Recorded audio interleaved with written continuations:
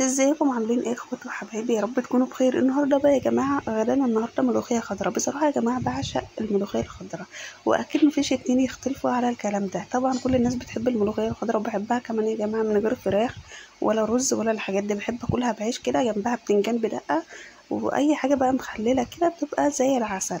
بجيب الملوخيه بقطفها كده، واول حاجه يا جماعه لازم نصيحه مهمه جدا وانت بتقطفي الملوخيه: تقطع عروق منها، يعني العروق من نفسها بتقطعيها عروق صغيرة كده، عشان ديت أهم حاجة في الملوخية، دي اللي بتدي العرق للملوخية، فاهميني؟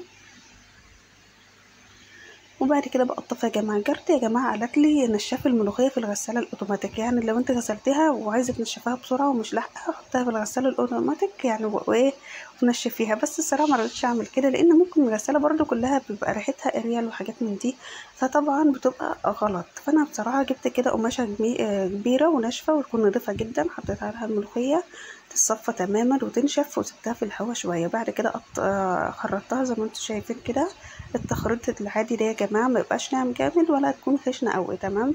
بعد كده جبت بقى الشوربه حطيتها على النار، خدت فوره كده، نزلت عليها بالملوخيه، وكمان سقطت في الشوربه قبل ما انزل بالملوخيه يا جماعه الدقه ديت توم وفلفل مدقون كويس جدا، ونزلت بيهم في الشوربه. بعد كده حطيت بقى الملوخيه، خدت فوره. وبعد كده نزلت كده طبعا بالثوم اللي هو المتشوح او الشهقه بقى يا جماعه اللي انتوا عارفينها. بقى الف هنا وشفا. اتفضلوا معانا بقى، ايه رايكم بقى في الاكل الجميل ده؟